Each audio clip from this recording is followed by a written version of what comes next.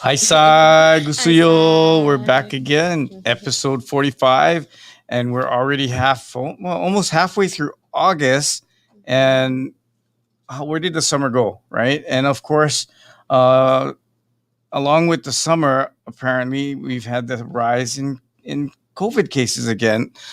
So all of you all over the world that's watching, Hawaii, we thought we're doing really well, but with this Delta, it's come back. But Yuntaku keeps going, and I hope that you enjoy having us join you every other week. And we enjoy it. Tonight we're giving Lynn and DJ a break, so you're gonna have to deal with me, John Itumura.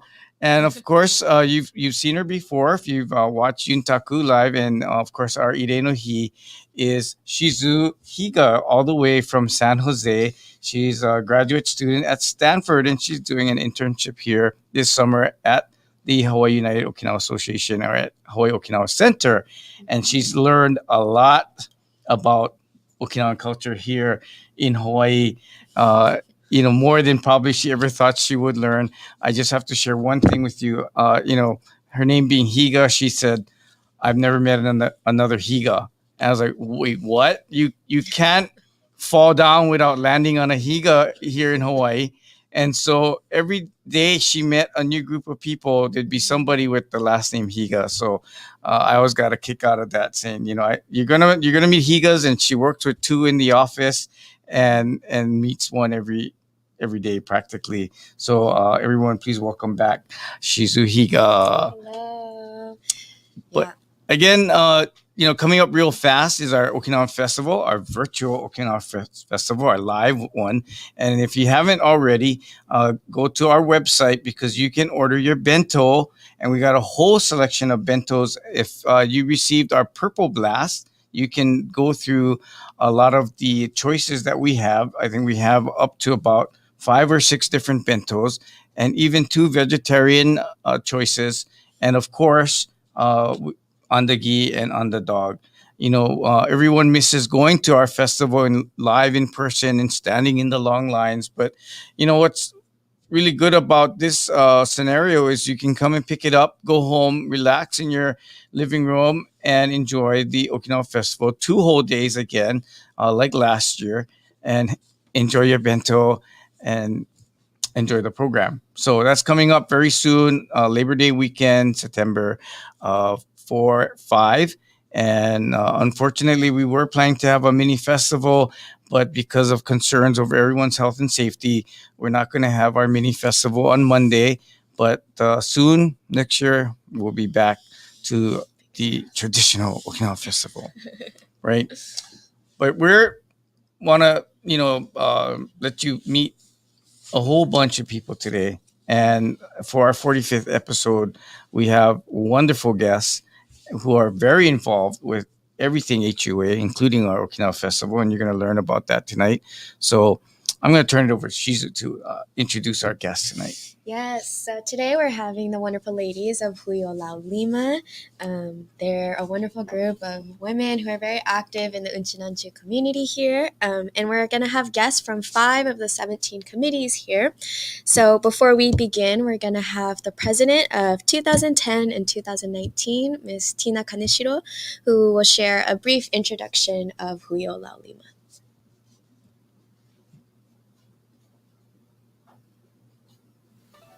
When the late Mr. Tommy S. Toma served as president of the United Okinawan Association during the fiscal year 1968-1969, he very much felt the need of a women's organization that could assist the United Okinawan Association in taking care of visiting officials from Okinawa and their families. He enlisted his wife, Lorraine, who asked her friend, Mrs. Catherine Yonomine, and Mrs. Chieko Ige, wife of the immediate past president of the HUOA, to an informal meeting to discuss plans of a women's organization early in November 1968. It was written that on November 11, 1968, 15 women gathered at Flamingo Chuck Wagon to establish this newly conceived organization.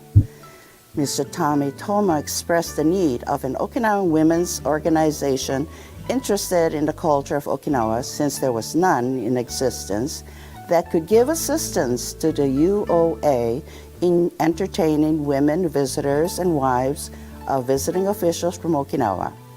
This objective was later expanded to assist Honolulu organizations that needed help. Mrs. Catherine Yonomine, acting as temporary chair at this first formal organizational meeting, presided over the election of the following officials. President, Suruku Oe. First Vice President, Jun Arakawa. Second Vice President, Jane Sakima. Recording Secretary, Irene Kanetake. Corresponding Secretary, Jackie Goya. Treasurer, Rose Teruya. Assistant Treasurer, Caroline Kamisato. The board of directors were Masai Chinen, Chiyoko Ige, Chieko Takushi, Lorraine Toma, and Catherine Yonomine. It was suggested that they name the organization Hui o Laulima, which when translated means to give a helping hand. The officers and board of directors met the following month. The goals and purposes established were as follows. 1. Foster fellowship among our members. 2. Service to community. 3. Cultural exchange and education on various subjects. Topics to be selected from year to year. 4. Education and self-improvement. The board unanimously agreed to extend membership to women of all races and creeds interested in Okinawa culture and affairs, and adopted the name Hui o Laulima for this new organization. Today, Hui o Laulima has grown to 308 members and is led by 2021 President Mrs. Gwen Fujie.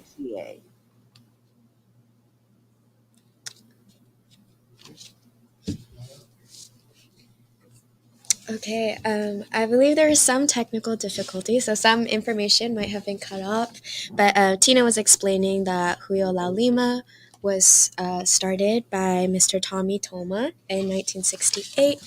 And some of the goals that they established were to foster fellowship among our members, to service the community, cultural exchange and education, and also education on self-improvement. And if you caught the last bit, Tina was saying that Miss Gwen Fujie is the current president of Huyo Laulima, and she'll be joining us right now, actually. So Gwen, do you want to introduce yourself? Hi, Gusiyo. Shuga Nabida. I'm Gwen Fujie. I'm the 2021 president. I'm sorry the video didn't come out with the sound. I was going to thank Tina Kaneshiro, who did such a wonderful job in narrating it and explaining to you about our very early beginnings as an organization. Our club is quite a diverse one. We have 308 members now. We started back in 1968 with 13 women, and it has grown over the years. Now at 308, quite a diverse group of 20-somethings all the way to 90-somethings. We have come from all walks of life. We have working women, we have mothers, retirees, we have mothers, grandmothers, granddaughters even. That's part of our organization. We have women who are from Okinawa, and we have women who never been to Okinawa. So it's a interesting, diverse group that many of us enjoy being a part of over the years. Many of us, in fact, there are more women, I think, that have been members 40 years or more. We have been in existence for 53 years now. And we have former educators, school administrators, we have lawyers, and even a court judge. We have fashion designers, writers, secretaries. We have part-time women working. We have a whole gamut of women that are very much interested in promoting, perpetuating, and preserving the Okinawan culture. I like saying that we have that common interest, and we stand on the shoulders of those women, the pictures that you saw earlier. And, I understand when I think about the foundation of shared values. The words are Uchinaguchi, so I hope that I say it correctly. The first is Shimu Ubi, which is remembrance. That's one of the unique things about Huyo Laulima, is that we always remember those who came before us. We pay homage to them, and we're proud of them. We thank them, and we think of them in just about everything that we do. Chimugukuru is another word. It's not just the name of our wonderful cultural cookbook, but it does mean the spirit and the heart and the soul. And that's how many of us feel within ourselves as we are members and as we do things in Huyo Laulima. Ukaji debiru is another phrase that we use often. It is a state of gratitude. Mensore, which means welcome. Our hospitality is warm and open to other people. Yui Maru, the spirit of cooperation. And I think that's one of the best traits of Huyo Laulima, that we work together. And, most of us were not interviewed, but introduced to Huyo Laulima from some other friend or relative, because we have a lot of mother-daughter groups. We have auntie and niece groups in our organization, and most all of them belong to other clubs.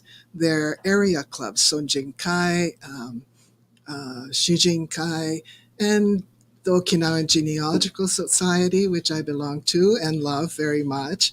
And so we are active in different roles, as well as in preserving and promoting and perpetuating our Okinawan culture. Yeah, thank you for that introduction. Very in depth, but thinking we should jump in. And John was just talking about the Okinawa Festival, which is happening very soon this year. And my understanding is that the Cultural Jubilee was kind of like a precursor to the Okinawa Festival, which Huyo Laulima was very active in. So maybe a few sentences about that. Okay. Yeah, many folks are not aware that the genesis of the Okinawan Festival was what they called the Cultural Jubilee. And back in 1971, our wonderful Ella Teruya was the chairman of this. It was held at the Ala Moana Hotel, and she even brought some performers from Okinawa. We had some pottery, some other artifacts, and demonstrations, and hands-on type of exhibition. So that was very popular. From there, it went to McCoy Pavilion. It was there for a while. In fact, that was my first Okinawan festival, was going to McCoy Pavilion. And then we got bigger and busier, so then it went off to Thomas Square and the Honolulu Academy of Arts. So from there, then in 1990, to celebrate the 90th anniversary of the arrival of the first Okinawans to Hawaii, we moved to Kapiolani Park. And by golly, Kapiolani Park has been it for the longest time. I think our children grew up in Kapiolani Park going to the Okinawan Festival. People from all races and nationalities, and many visitors to Hawaii would come. It was year after year voted the best and biggest cultural festival. Then the last two that we held before COVID came was at the Hawaii Convention Center. We worried about that, and we wondered how it was going to be, but it turned out just beautifully. So, of course, from the Jubilee, it went to HUOA. So HUOA has been in charge of it ever since it moved on as an Okinawan festival. Mm-hmm. And So- oh, sorry. No, I was just gonna say, and at the Okinawa Festival, you guys have the Bunkwa Nushima room, and your kimono dressing in particular is pretty popular.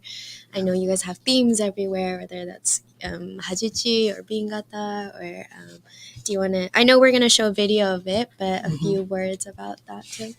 Yeah, well, for more than 30 years, Julio Laulima has arranged for the cultural tent. We called it the cultural tent for many years because it was one big tent and we had all kinds of things in it. Recently, we changed the name to Bunkwa Nushima, and Bunkwa Nushima stands for Island of Culture. So, with that, I'd like to say that we're going to have a video that shows you a good deal of what's in our Bunkwa Nushima. And the most popular, I think, well, I shouldn't say that. Actually, there's a lot of popular things in there, but the kimono dressing has been really wonderful. People come and get dressed up, and they take pictures of the entire family in Okinawan outfits. So, Bunkwa no Shima, here we go. I'm Chuganabida. Connie I'm Chan, Connie here Chan, to welcome here you to to welcome Bunkwan you no to Shima, Bunkwan no Shima, which in which in Uchinaguchi Uchinaguchi means means village village of of culture. It's so easy to be drawn into this village. Such attractive and colorful signs would make anybody wonder what's inside. These ladies are the Mensore team. They greet the curious guests, answer any questions, and welcome them. You would not believe that these two meeting rooms were transformed overnight into this impressive village of learning and sharing of our culture. All weekend, it's a steady stream of visitors. The first display, and possibly the most vital, is Shimakutuba, or Island Languages booth. All 6 of the Ryukyuan languages have been declared endangered. We in Hawaii are very inspired by the growing awareness of this difficult situation. Now, folks can really appreciate the value of Uchinaguchi and how great it was that it was spoken back in the day. Each year, Laulima selects a specific theme, and the central display is created around that theme. Last year, the theme was Hajichi, or the Okinawan art of tattooing. Our Hajichi docents were on hand to answer questions on the Hajichi. We also had 2 Laulima members dress up to portray Okinawan women. Make During their sure to talk change study sessions, they Gwen's explained name about what to they went through Sharon. when they got tattooed. And then we opened up a tattoo parlor, and guests could get their own tattoos. The tattoo artists are called Hajicha. All weekend long, they had a steady stream of customers. The Hajicha got some pre-festival Just training, make sure you so they like. learned the meaning of each design and the proper application. Some people said their grandmothers would hide their hands for picture taking. So it's very likely that at some point in their lives, they were told negative stories about tattoos, and that led them to feel shame. In time, we learned the significance of Hajichi, and now we have new respect for this time-honored tradition. Another shop is Okinawan Crafts. Our guests stamped and made their own hachimaki. Also, they got to make a beaded hanagasa charm. Not only did they have a lot of fun, they got to take these home with them. The display for the Cultural Day Camp for Children has a special spot in the Bunkwan Nushima, since a lot of Laulima ladies also volunteer at this HUOA event every summer. This cultural camp is another opportunity for children to learn about our culture. What you see here is called Uchinanchu Flash Mob. You just never know when somebody can hear a song with a catchy beat, and pretty soon people are on their feet. Random guests join in the action. In this photo, the kids from the camp are showing off the dance that they learned at camp. It can get pretty wild. One of the favorites of the festival is kimono dressing. Here people learn about the Okinawan way of kimono dressing and the paranku outfits. If you never got your copy of Laulima's famous cookbook, Chimugukuru, here is your chance. This book has more than recipes for Okinawan dishes. It's a valuable resource for almost every part of our culture. A popular activity is the calligraphy booth where you can create your own. And you can come create your own fan. Last year, appropriately, this fan was for the Year of the Dog. The UH Center for Okinawan Studies staff is on hand to provide information about the UH programs and the cultural resources they provide. There's just not enough time to get the real feel of Bunkwan Nushima. Just know that Laulima is on a mission to share our very rich and unique Okinawan culture. What we showcase here is just a teaser. There's so much more to learn about who we are as a people and how rich and proud a history we represent. This is our skubun. It's our privilege to share and pass this on. We welcome you to join us on this mission, okay? Come visit us at the next Okinawan Festival. Ansheya, see you later. Wow. Watching that brings back memories. I didn't, of course, see some of the photos of that. I remember 20 plus years ago at Kapiolani Park. I remember having my son with me, and at the time, only one son. That's how long ago it was. And, dressed him up, even as a 1 year old. I think we dressed him up, and both myself and my wife, we were dressed up. So that cultural dressing, kimono dressing, is just a wonderful experience. And then, not too many years after that, they had Hawaii Okinawa Creative Arts be the centerpiece for their culture tent. And, just preparing for that, these ladies are just making sure that you're gonna do a culture presentation that is up to their standards. And so, again, such great educators, always very, very good educators. And, as Julio Laulima does so many things, so many different things. One of the things that they do is to promote the culture. And so, like they said, preserve, perpetuate, and promote the culture. And one of the ways they do that is through their cultural grant. So, of course, we have to have someone here to talk about their culture grant. So let's bring in Karen. Or Sharon, actually, right now. We're going to Karen. So let's bring in Karen Fuse to talk about the culture grants. Hi, Ty. Hi, Karen. Hi there. So, in the spirit of giving a helping hand, Hui-o-Laulima committed to perpetuating and preserving our Okinawan culture by awarding cultural grants to individuals and groups who share this desire. So since 1984, over $160,000 has been awarded to about 70 recipients. So some of the criteria, the most important criteria, include interest in the study and perpetuation of Okinawan culture, leadership ability, community service, acceptance to study under a recognized instructor of Okinawan culture, participation in programs promoting the Okinawan culture, overall potential for success, and clarity of goals. Now, how do you get an application form? Well, during March and May, the application information will appear in the Hui-o-Laulima newsletter, the HUOA newsletter, and the Hawaii Herald. You may contact me to get the application form. The deadline for applications is July 31st for the following year's grants. We would like to share a few photos of some of our past recipients. The first one is Maui Okinawa Kenjin Kai, Jimpu Kai Maui. Their grant was helping with airfare for Cheryl Nakasone Sensei to conduct classes on Maui.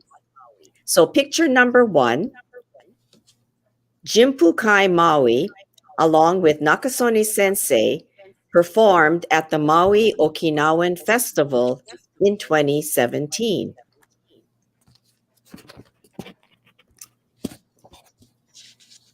So that's picture number 1, the Jimpu Kai Maui.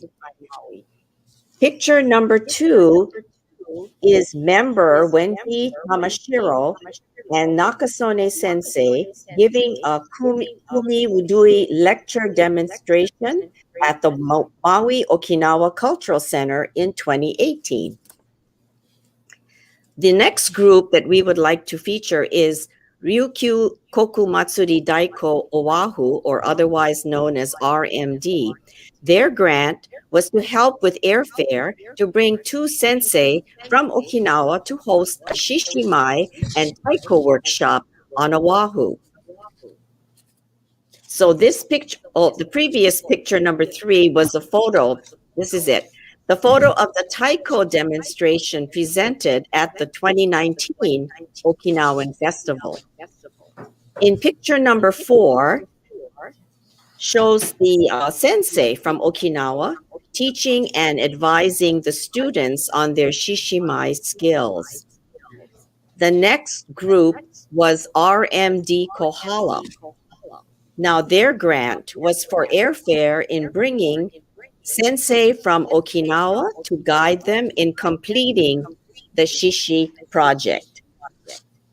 Now, in this picture, you may have seen last month's program the shishi named Kanai Kahukoa had his head created in Okinawa, and his body was made from hau on the island of Hawaii.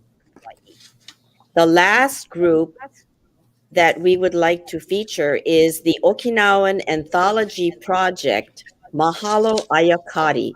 In Okinawa, Ayakari means sharing. The grant was for the publication of the book in 2020, which was the 120th anniversary of Okinawans in Hawaii. Now, the picture number 6 is the book, Mahalo Ayakari, and this is a compilation of recollections, essays, stories, poetry, and art that was put together by Lynette Teruya, Jody Ching, and Allison Yanagi. The cover is by Scotty Moriyama, who has several artwork included in this book. The last picture, number 7, is of an amazing Okinawan heritage quilt made by Laureen Higa Ono. Oh, I'm not sure if we have that. Oh, there it is. So this was just a small sample of the many cultural grant recipients who HUOA Laulima has been so honored and proud to have supported. Last, and certainly not the least, I'd like to recognize and thank our Cultural Grant Committee members, Jean Ige, Karen Kubahori, Bobbi Kuba, Maddie Oshiro, Jean Suda, and Jeannie Yamasato. Nife Debidu.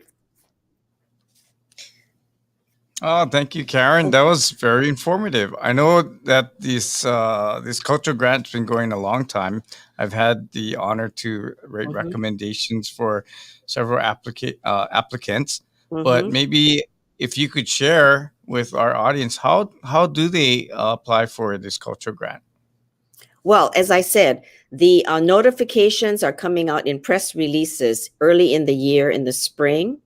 And then all the my contact information is given, so they can email me or call me, and I will forward them a application form and all the information. Okay, and I'm sorry, I might have missed that part.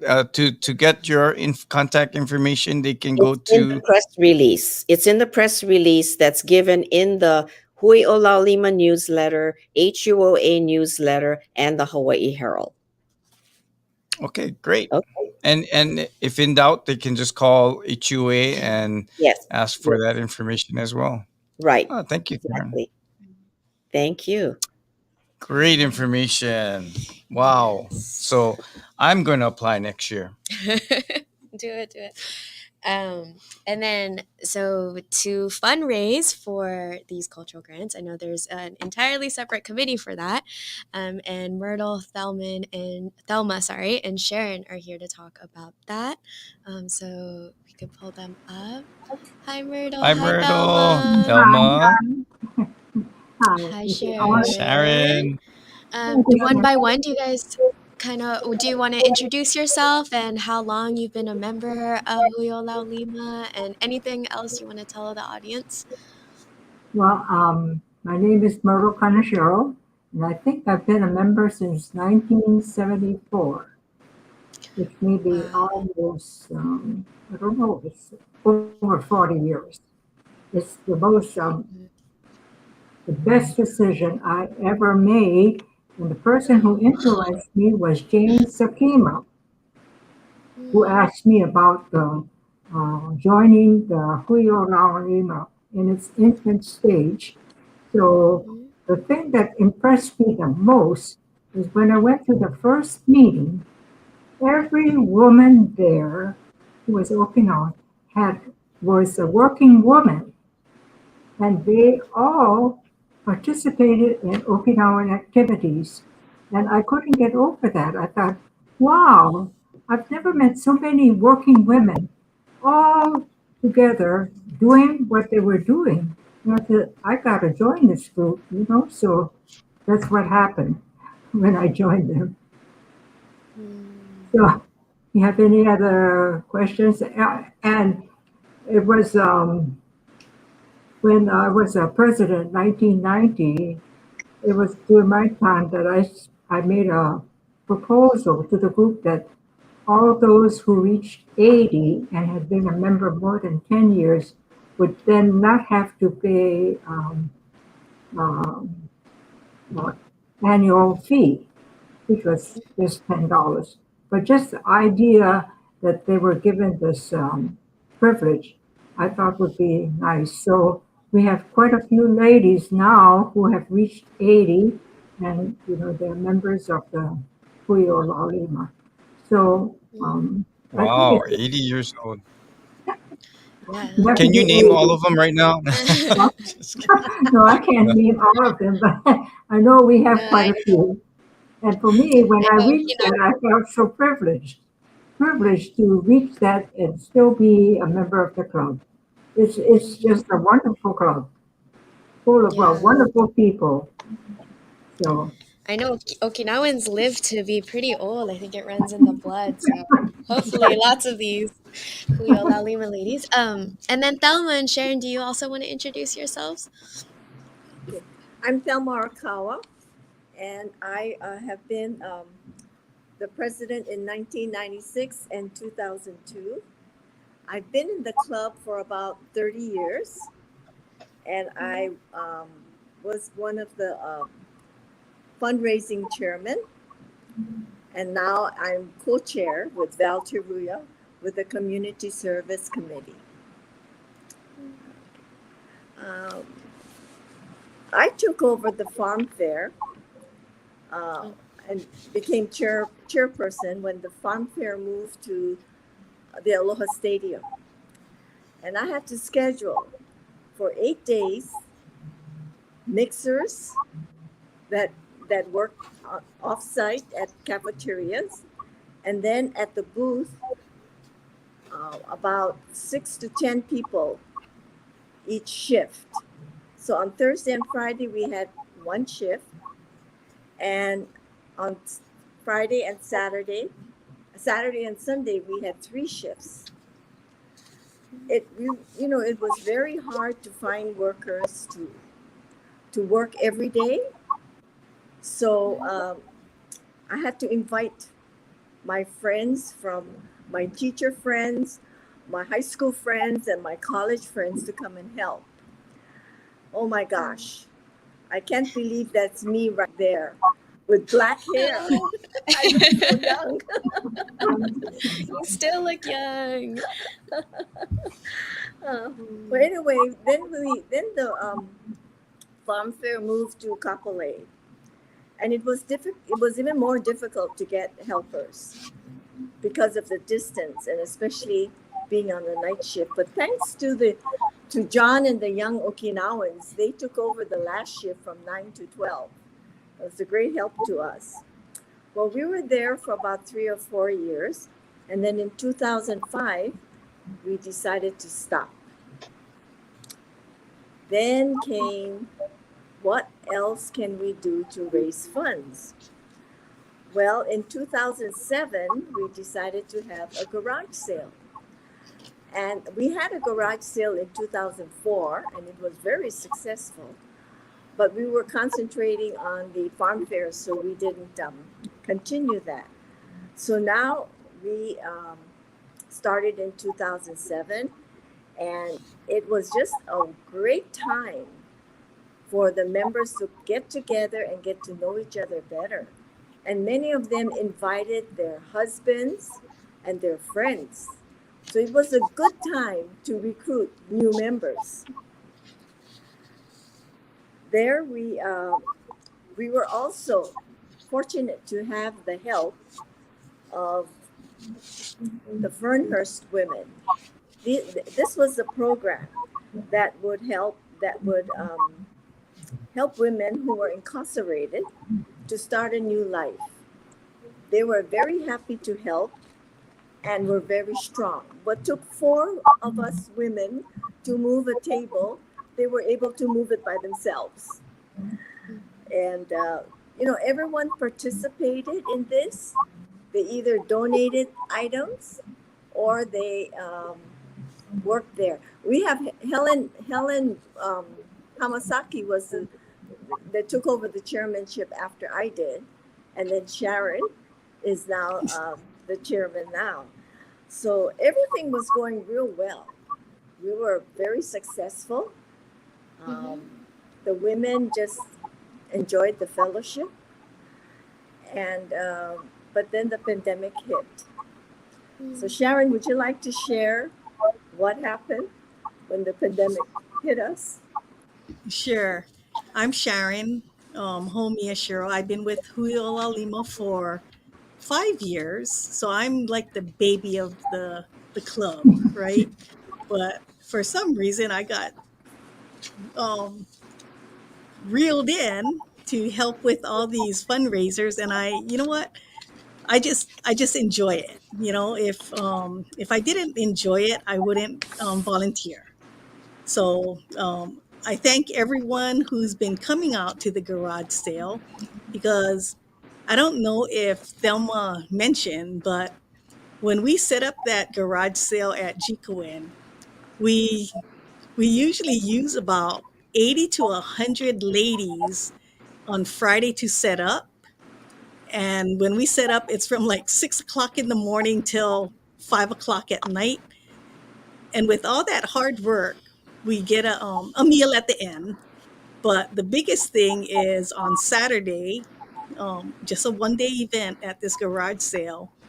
We make tremendous amount of money. It was like Thelma said, it was a money maker. So I was Helen kind of reeled me in and said, "You're going to be the next chair." And I said, "No, I can't do the chair. I'll co-chair." So the one before the pandemic went very well, and I was just getting all excited because the following year it would be me. Well, COVID hit. So all the ladies and their friends and communities just saved. And we had to think of a way to get rid of all our goods. So we teamed up that first year with Cerebral Palsy, and they're the ones at the end of our garage sale would come and pick up all our leftover goods. So that was a year ago. This year, we're gonna again, but we're gonna do it with partnership with Savers. So we're asking that everybody clean out their homes again and collect all the soft goods. And when I say soft goods, just picture in your head anything that can touch your body from head to toe. That's a soft good. So like hats, um, backpacks, purses, clothing, shoes, your towels, your linens, pillows, okay? Anything that is like that can touch your body is a soft good. Just put it in a 13-gallon kitchen bag, and then with Savers this year, we're going to expand because the ladies kept saying, "What about our kitchenware? What about our small kitchen appliances? Our toys and games and puzzles, right?" So drapes and everything. So this year, we're going to collect all that too. So save all your goods. And our biggest event is going to be a 1 day event at Jikuen Honwanji. And I think everybody knows where it is, but the corner of Liki Liki Highway and School Street, where you have Kapalama Elementary School, you have Camp Shopping Center. Well, across the street, Eva side, is Jikuen Honwanji. And that's going to be Saturday, September 18th from 9 a.m. to 1 p.m. So if you can't get there, please give me a call. I'll just tell you my telephone number. It's 808-389-8446. And or you can just call and I'll arrange, because we have ladies and their spouses that can pick up in your area. So Oh, again, wow. yeah, it's going to be really neat. And again, if like Thelma mentioned, the ladies from Fernhurst, if you have better clothing that they could use in their work field and accessories, put that in a separate bag and mark it, because we're going to hold it till the towards the end of our garage sale. I mean, our donation fundraising, and they're going to come and pick it up. So again, it's going to be Saturday, September 18th at Jikuin from 9 a.m. to 1 p.m. Thank Yeah. you. That's too bad. That's 3 days after I leave the island. Oh, you can come back. Extend your stay. May I, We'll um, send it. You can send it may, to them. yeah. may I Myrtle, say something? May I say something about yeah, of how course. we got involved with the farm fair? Because it was Yeah, I was actually just gonna circle back. Yeah, Jane Sakima Hmm. worked for the Farm Bureau, and she proposed to the board if they would like to be selling andagi at the farm fair. So naturally, we said okay.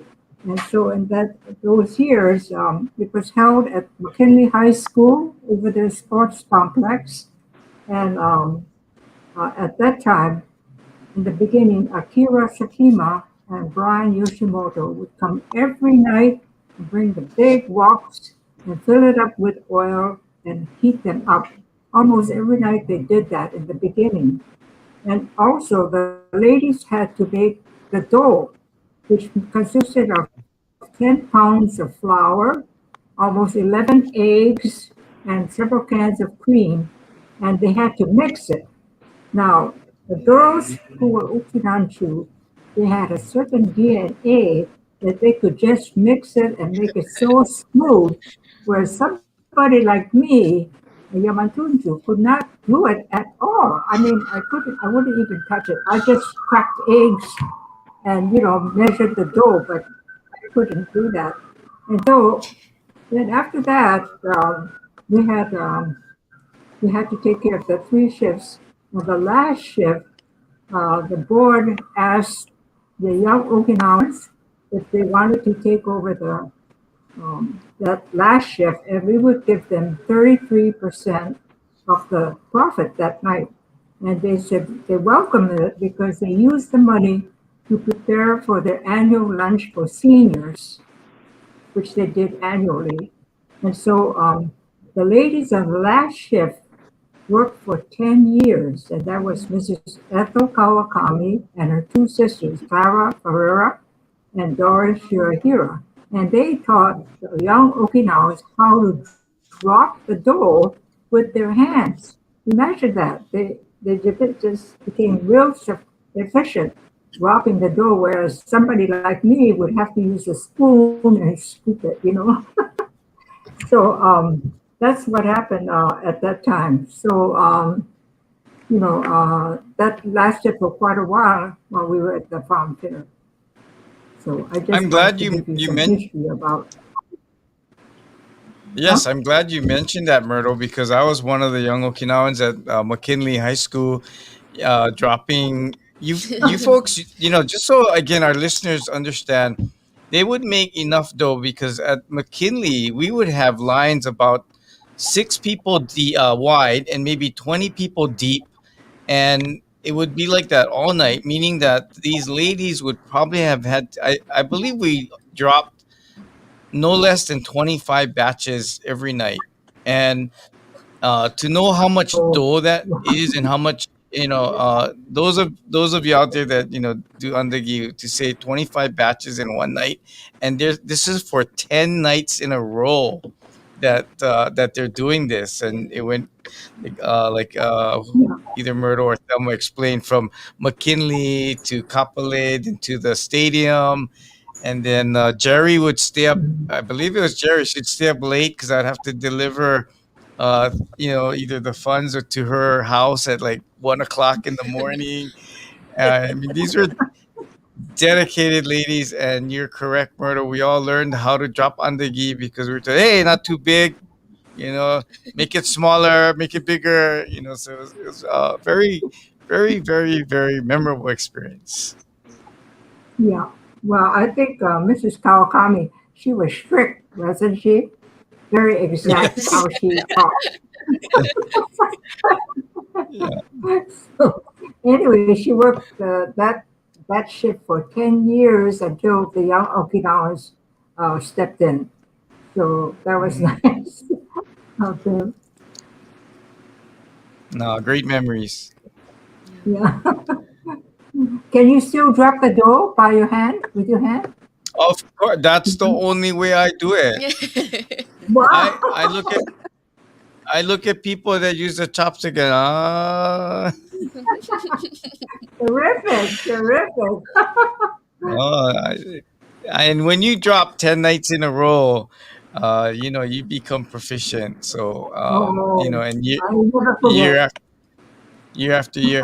So every day I would burn all the hair off my arm, and then it takes 1 year to grow back, just in time for farm fair, and then I'd burn it all off again. But that just tells you again that really behind all that was the nice bond and friendship that developed between Laulima and the young Okinawans of That's Hawaii. right.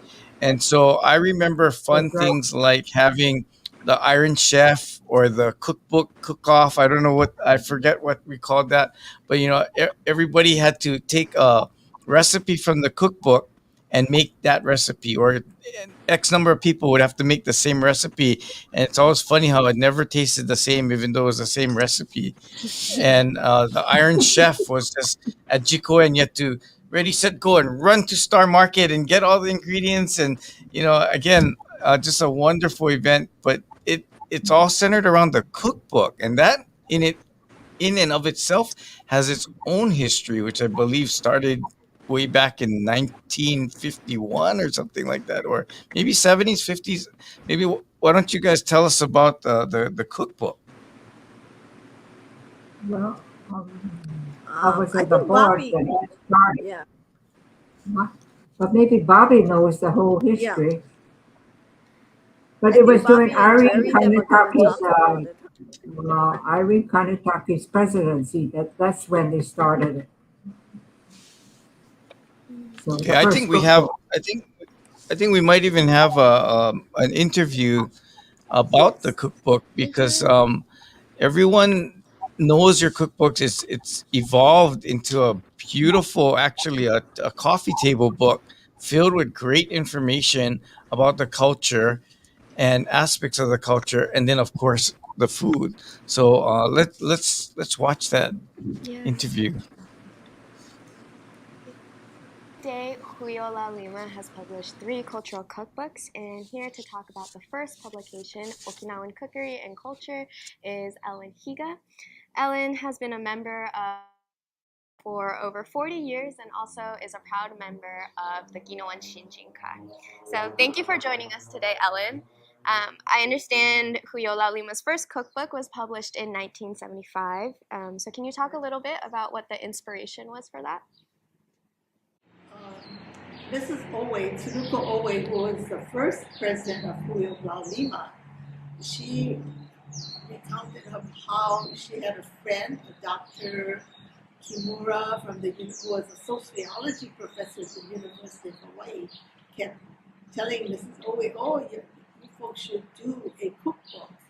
And that was probably like 12 years before, but the things got, they didn't do anything about it. And when Laulima was finally organized, Mrs. Owe's friend came back to her and said, now you have this mission to accomplish. You have to do this cookbook to share the cookery of the Okinawan culture.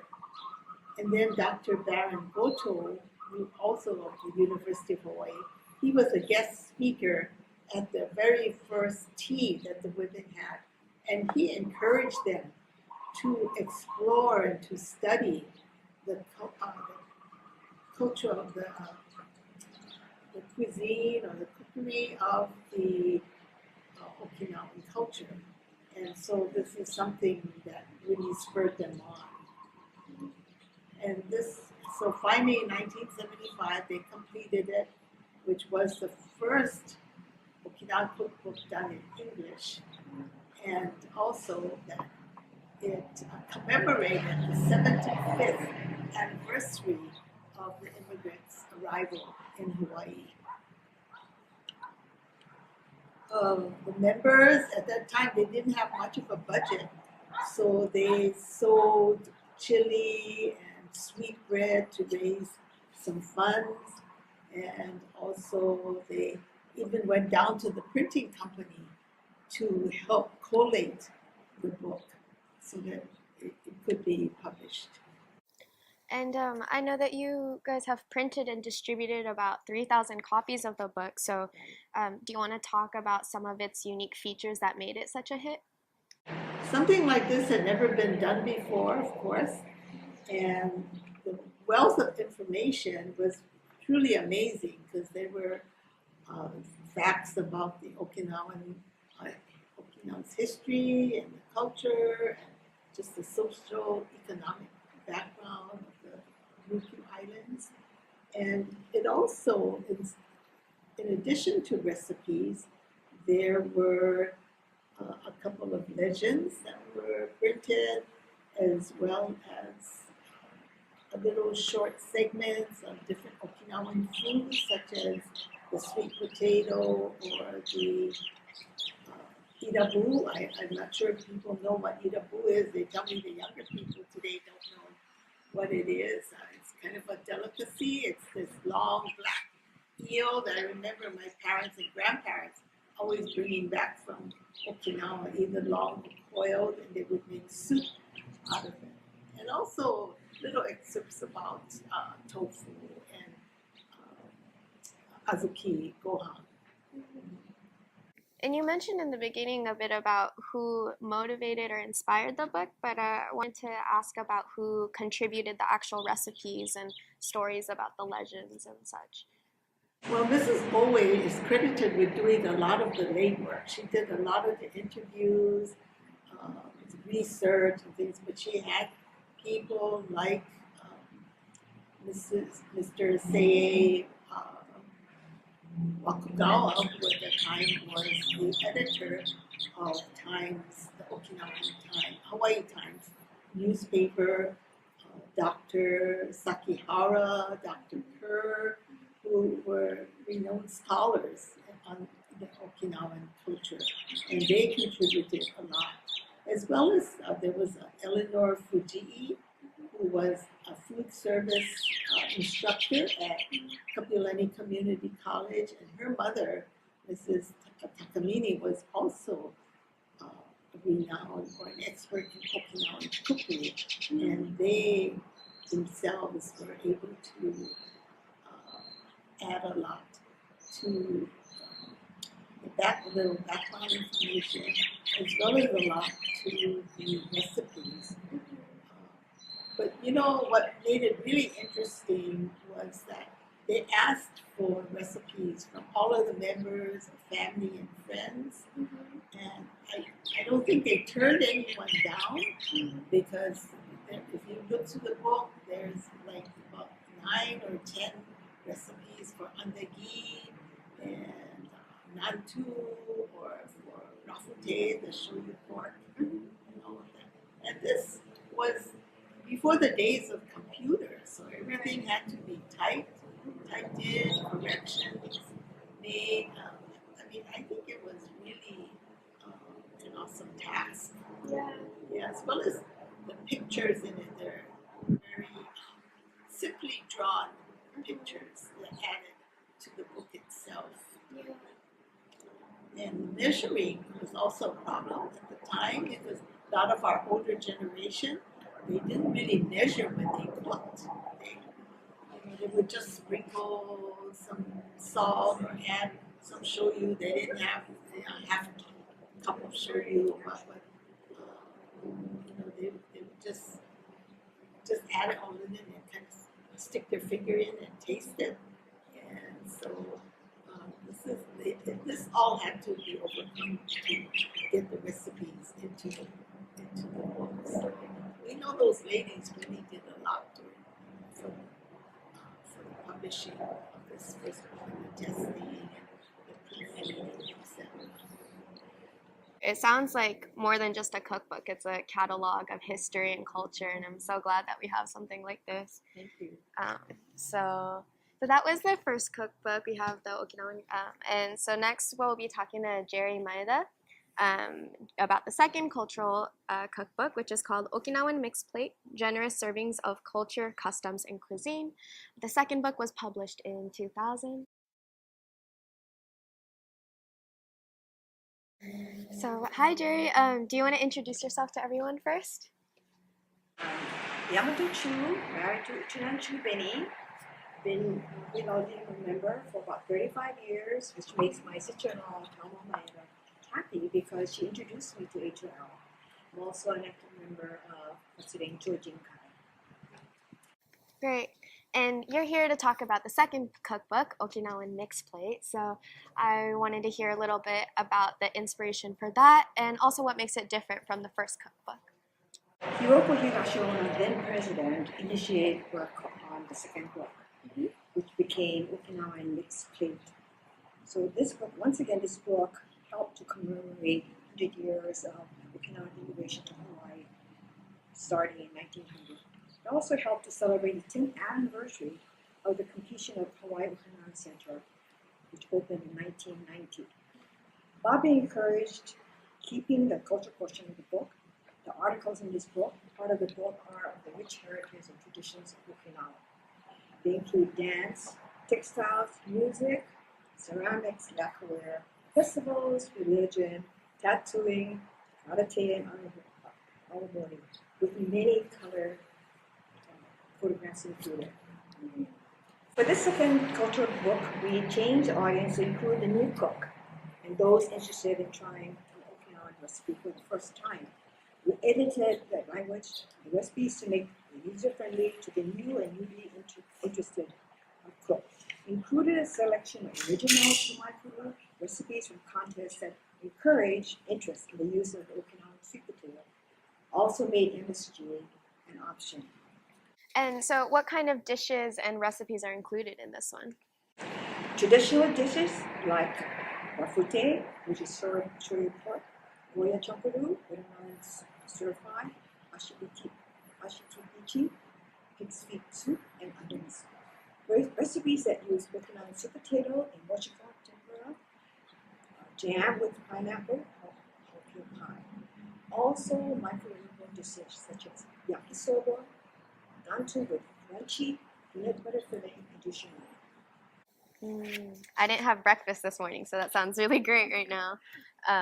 But so this book actually sold 10,000 copies, and you've sold it, whether that's through the Hawaii Okinawa Center's festivals or craft fairs, also at the UH bookstores, Costco, Sam's, etc.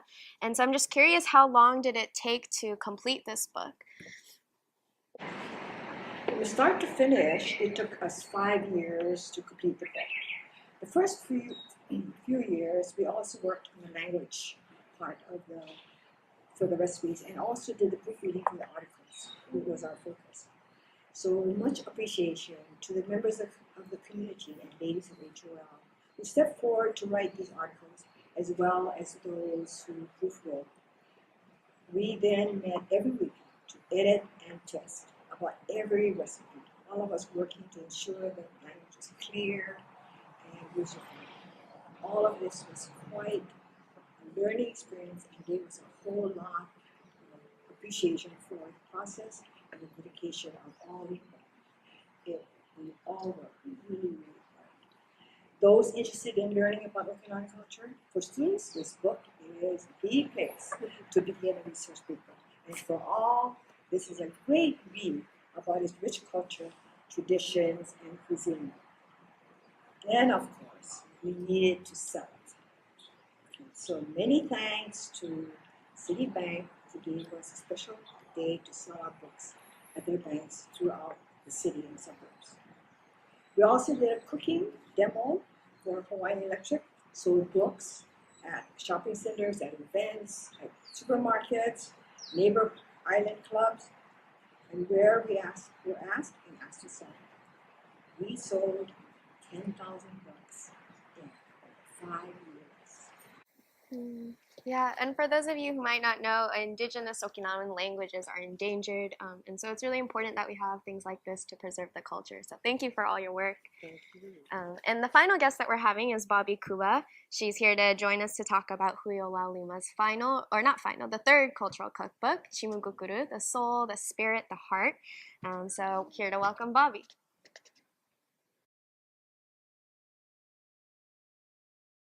Hi, Bobbi. So I'll let you introduce yourself to everyone. Okay, thank you very much, Shizu. I'm Bobbi Kuba, and I, like Gerri, have been a member of HUOA Laulima for about 35 years, and I'm also a Naichi or Yamatonchu, married to a Chiburu named Ed Kuba, and I'm also active with the Hawaii Shooting Nama Club.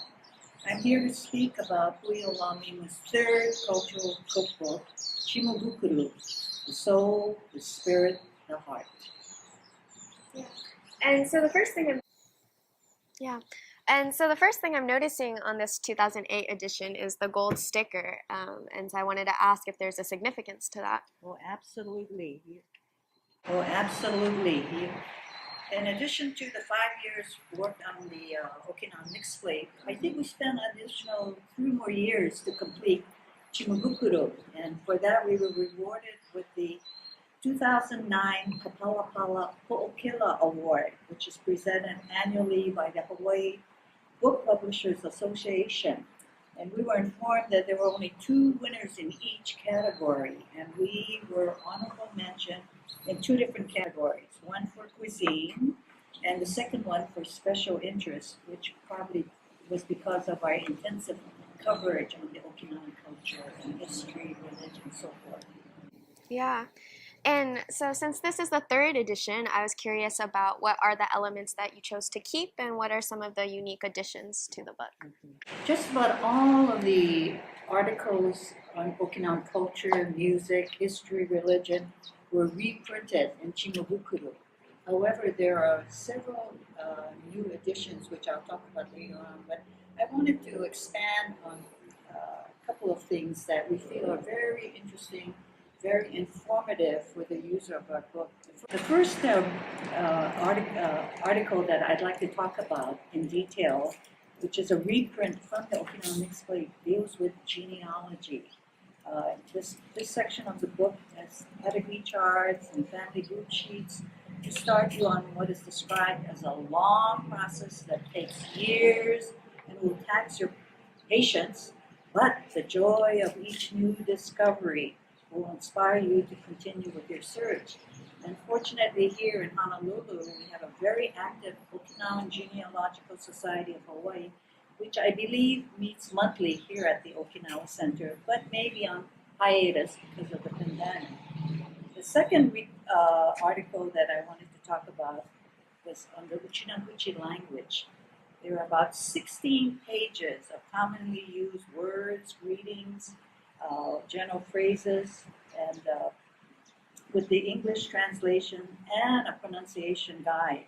And to go along with this Uchinaguchi chapter are proverbs that are scattered throughout our cuisine section of the cookbook.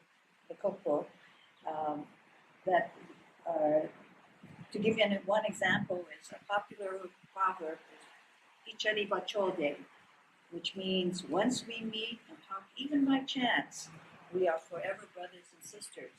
So you will find these proverbs scattered throughout the books with its Okinawan, written in Uchinaguchi, with its literal translation and American counterpart available.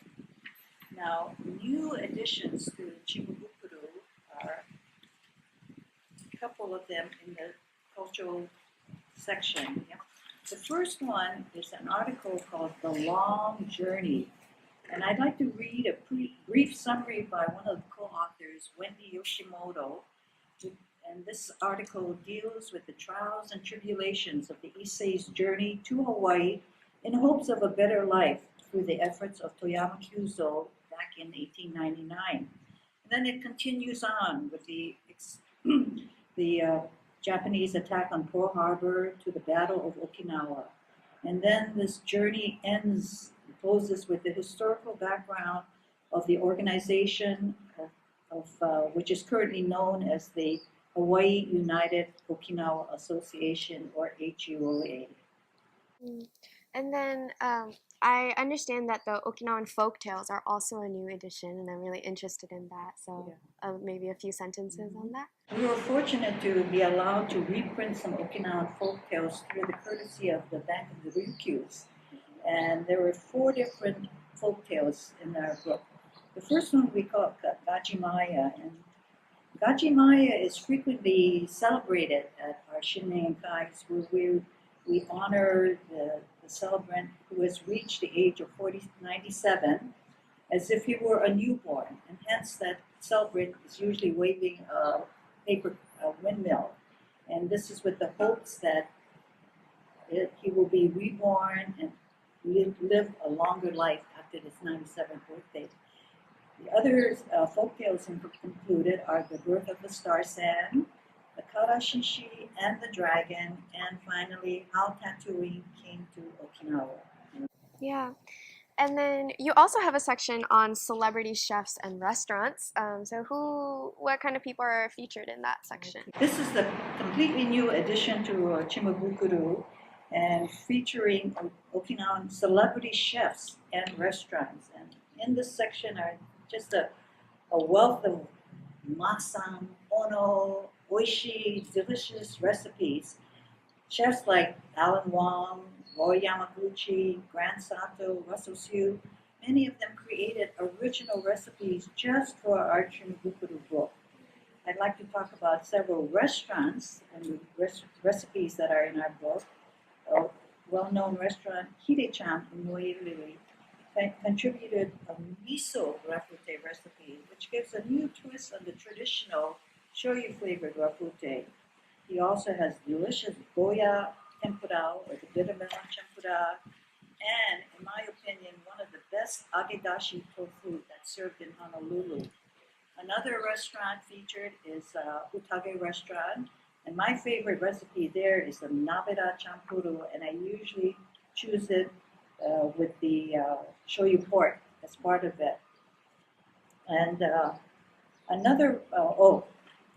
besides the restaurants, like Gerri said, we spent many hours preparing, testing, and tasting recipes, and I wanted to touch on several of these recipes that I personally had a chance to prepare. One of which was the nakamisu recipe that was submitted by Chef Masahide Miyagi of the Shushiten restaurant. Now, being Yamatonchu, I'd never eaten nakamisu. So there was a very interesting but pleasant experience in preparing this dish. And I think the secret to the preparation of this dish was the use of a large chunk of daikon, which added to the rich broth of the soup. And then also, in rinsing and washing out the intestines, they used lemon juice that helped to minimize the taste, strong taste, and the smell of the intestines. So that was a pleasant surprise and got me interested in eating intestines. Another recipe I had a fortunate chance to make was submitted by Jimmy's Bakery and Island Grill in Okinawa. And this was called the Kintoki Mame Zenzai. And unlike the traditional Zenzai, which is served hot, this one uses small kidney beans, pressed barley, and mochi balls, which I made out of the mochiko that you can find in the box. And it is served cold and served during its hot summer months. This is a very refreshing way to eat Zenzai.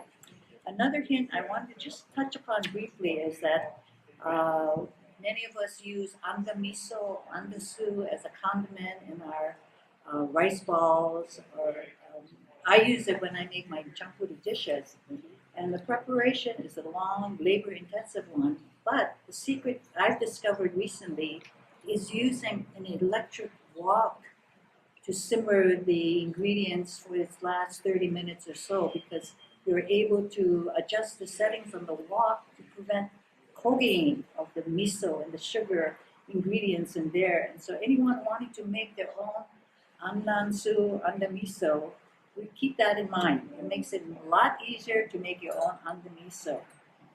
Yeah, and I've heard that you guys still have a couple books that you're trying to sell for the third edition, and that these sales are helping to fund HUOA Laulima's cultural grants programs.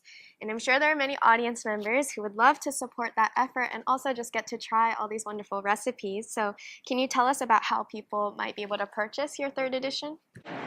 We briefly mentioned our cultural grants program, which Karen Husey, our chairperson, talked about, but through the proceeds, net proceeds from the sale of Okinawan Mixed Flame and Shimabukuro, we've been able to invest this money to build a perpetual funds for our cultural grants program that we have been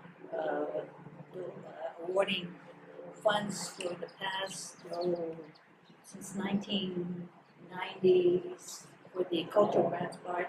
Prior to that, we had scholarships to students at the university. But we have only about 650 books left. And in order to get the books, please be on the lookout for upcoming ads in the Uchinanchi newsletter and the Hawaii Herald, where we will have special reduced prices for purchases of multiple copies of the book. So hopefully you will support our cultural grants program, at the same time learn more about your Okinawan history, heritage, food, and thank you very much for your continued support.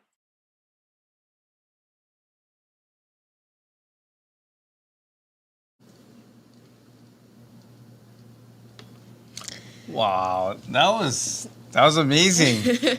I mean, again, you leave it to HUOA Laulima to provide so much information that it's all about perpetuating and preserving our culture here in Hawaii. I echo the sentiments of so many out there that they truly have been the club that we rely on for so many things. They truly are the treasures. Someone here just said treasures of HUOA, and so I want to thank again, Ellen Higa, Gerri Maeda, and of course Bobbi Kuba, for talking not only about the cookbooks but giving us so much wonderful information. But you know what really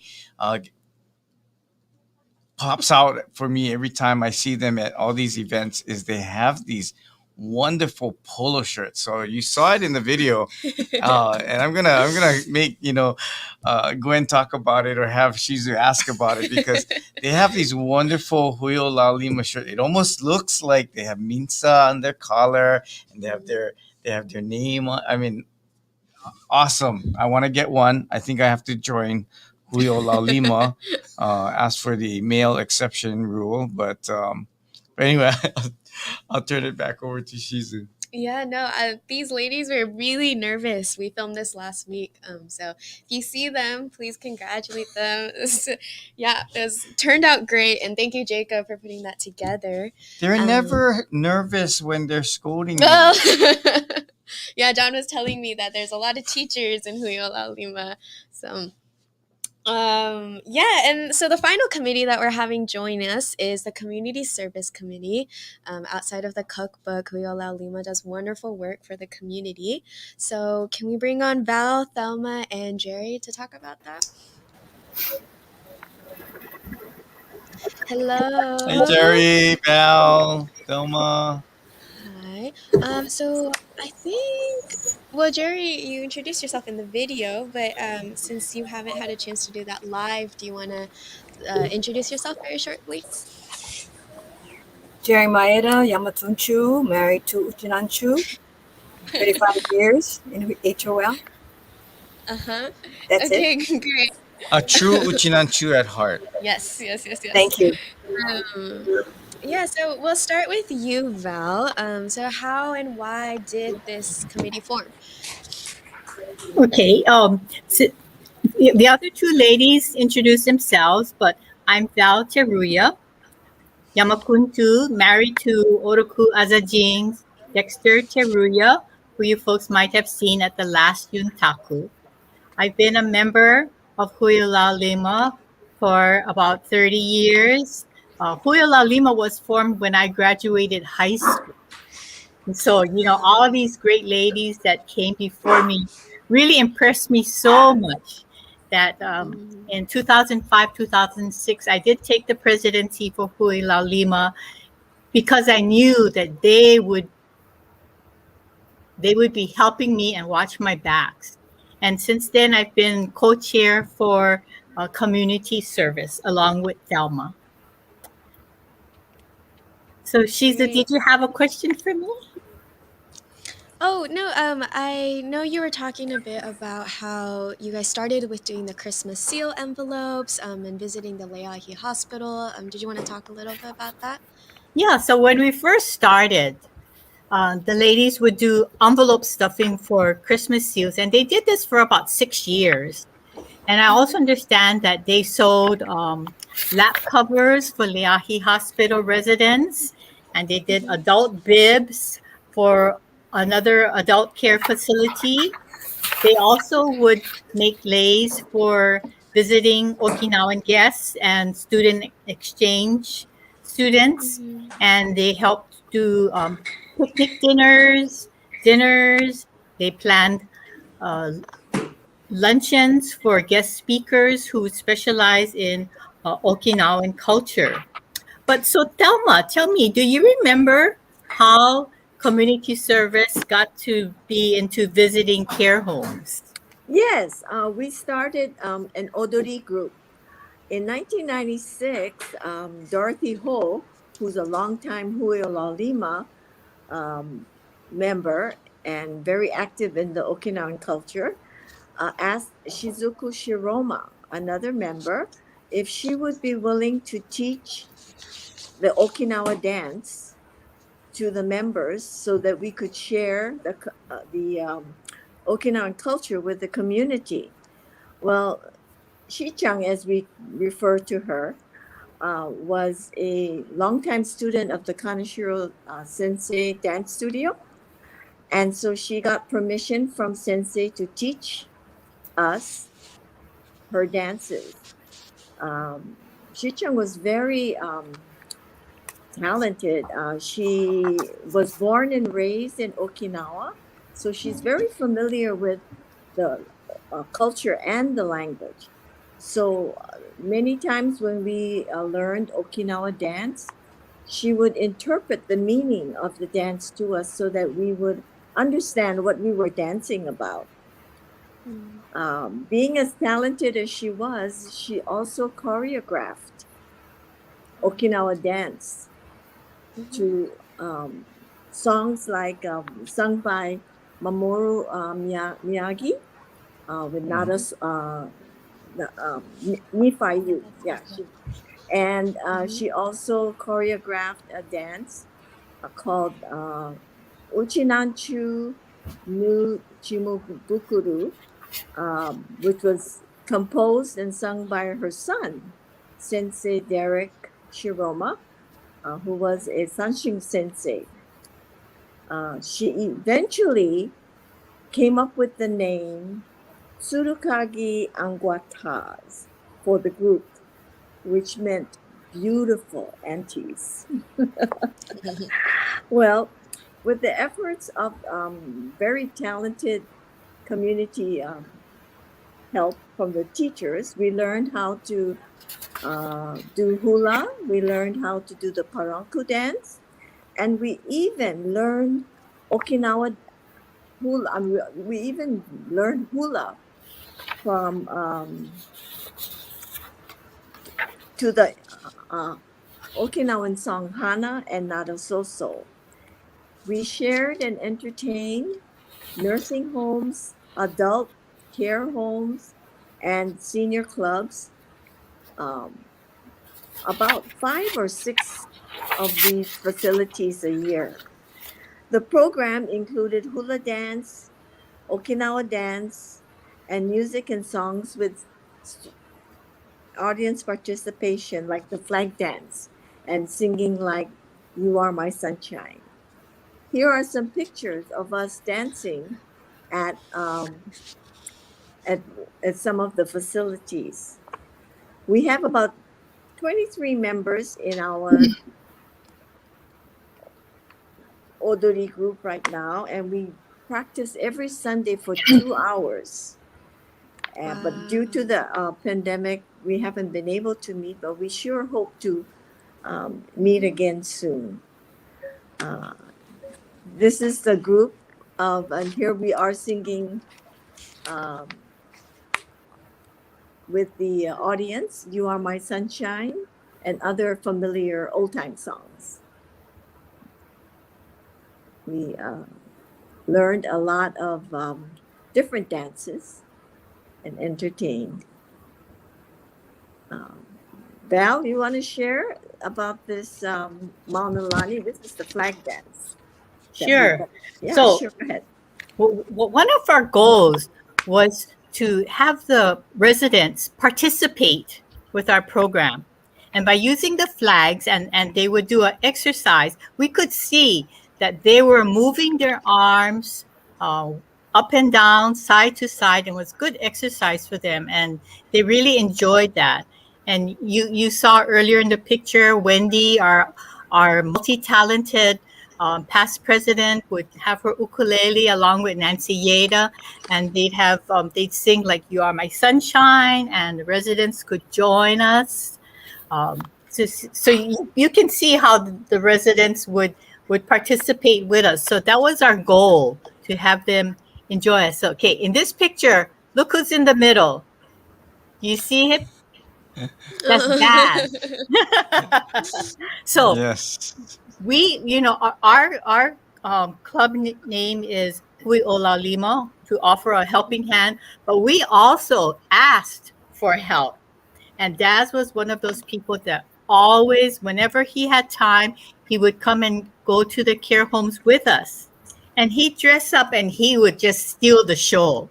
The residents really loved him. So we had several other people come and help us in our programs. So, Gerri, do you have anything else to add about what community service did?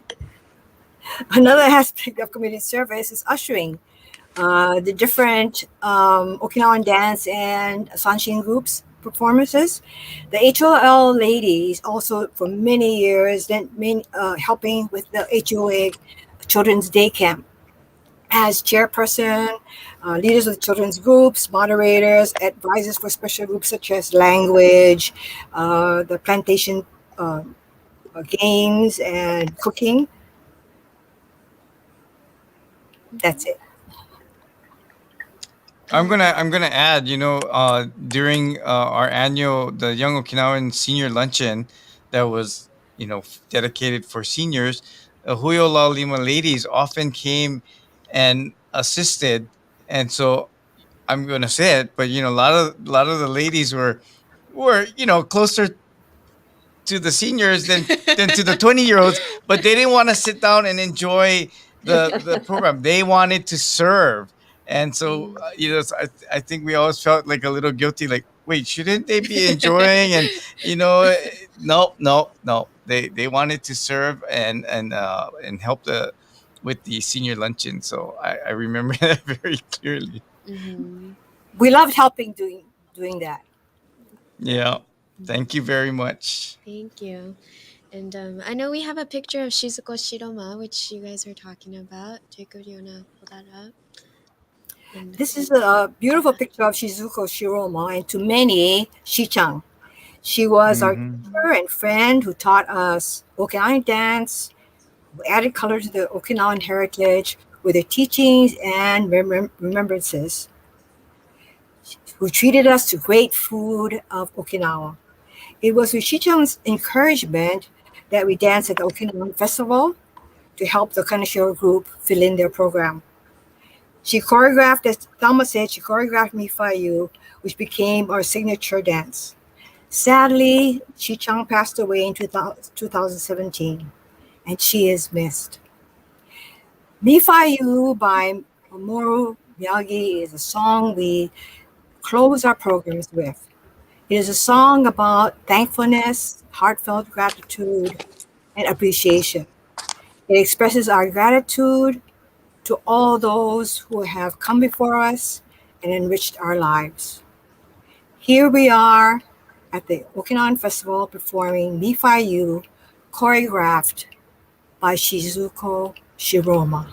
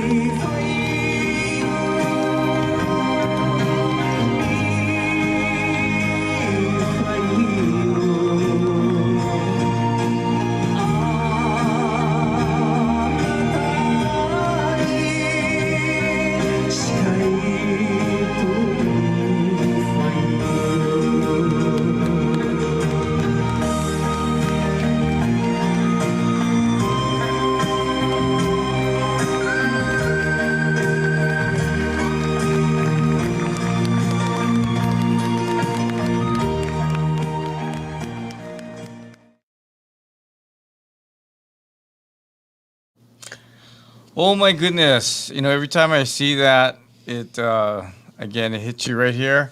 Chi-chan also taught the young Okinawans that song, and we'd perform it at senior luncheon. And if he didn't tell all of you Huio Laulima members himself, I know he mentioned to me several times, because at least at one of the visits that Mamoru Miyagi made to Hawaii, either at the Aloha party or maybe even at the festival, I think the ladies went up and danced with him while he performed that song, and that always stuck with him. And he would mention that to me over the years, that uh, to see the ladies dancing that combination of hula with some Okinawan uh, dance moves or hand movements really touched him, and it kind of completed that song for him, in a sense of seeing his words, come through dance like that. So, if you didn't hear about that, I'm telling you now that Mamoru Miyagi was really touched by the dance choreographed by Shichang and danced by all of you. So amazing, amazing! Oh my goodness, like all our Yuntakus, we have so much fun talking stories and learning so much about all these groups. We're gonna bring Gwen back on, and if we really wanted to find out about everything that Huyo Lalima did, we'd probably need about 5 to 8 hours really to talk about it. I get look, see, you folks. I hope you can see. Gwen has a beautiful her shirt. She actually has the long sleeve version of her Huyo Lalima shirt. Beautiful collar. Could you walk the ramp for us, please? Sure. But why don't you tell us a little bit more about all the activities that we weren't able to see in film and video tonight? Yes, thank you very much, John. I think a lot of our members are wiping tears from our eyes right now, because that is a very special song, and we do think of Chichang.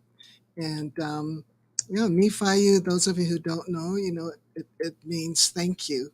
And it's from the Yaeyama Islands. And so I have friends who will say Ippe Nihe Debiru and others who say Mifayu. So just hearing that song again, you just can't help but tear up. So I did want to say hi especially to all of our members. Many of you I have not seen in a long time because of COVID. But we were showing you all the things we do for other people. But we do a lot of good, fun things for our members. So, for example, I wanted to end by just saying that we get together as a group. We go to Okinawan restaurants and have a meal together and have a fun time. We've gone to the Hariboat races and had a team there. You folks used to always win the best costume at the really? Hariboat races, or at least Oh, that's many cool. times, I think. That's nice to know. And we've taken trips. Some groups have gone off to Japan and Okinawa, and also the most recent big one was to Washington, D.C. So you can imagine how the sisterhood of 20-year-olds up to 90s all help each other. We go on these trips. We had gone about a year or two ago to Kualoa Ranch. Some rode horses. The rest of us got on a boat and was able to enjoy being on Kaneohe Bay. John, I grew up in Kaneohe, so that was pretty cool to go onto the bay after all these years of living on the windward side. And that was with Huio Laulima. We've gone to shows, the Book of Mormon. We've gone to plays at Kumukahua Theater. So, and we rode a train in Eva Beach. We went to Eva and rode a train. So we do these things. It's part of our cultural committee. And it's so fun for the ladies to come. And a lot of it, we bring families too. So because of COVID, unfortunately, for almost 2 years now, we haven't been able to get together, not even eat meals together at Sunrise Restaurant or Hide-chan's. So we're very sad about that. But meanwhile, I just like to end by thanking Yuntaku and the whole staff. There's just amazing work to come. You have to all see the work that Jacob Higa and DJ does, and just all these guys who amaze me. And of course, to our host, John. I was so afraid John was going to make me giggle and laugh too hard, make me model my lovely shirt, which maybe he will get if he behaves himself. And so with that, I want to say, Nihe Debiru and Nifayu, to everyone who's watching, and to thank you all for those who come out and help us. You've Aloha. mentioned 17 committees. I'm just impressed, but at least we had members or chairs of those committees. Let's bring them all back on if we can. All the ladies that were joining us tonight. Thelma, Val, Gerri, yay! Myrtle. Well, where's Myrtle? Hi, Where's Myrtle. Myrtle? So again, and this is just a snapshot and such a small snapshot of their great organization. It's amazing to go to their annual meetings or Christmas dinner, luncheon, and see so many of them there. But thanks again for joining us for our 45th Yuntaku. Uh, again, Yuntaku's talk story, and we had great talk story with you guys. Women, which you find women, all of you tonight. So, again, mahalo, Ipe Nihe Debiru from all of us at HUA and our special guest host, Shizu. So, until we meet again, bye. Bye. Aloha. Bye. Bye bye.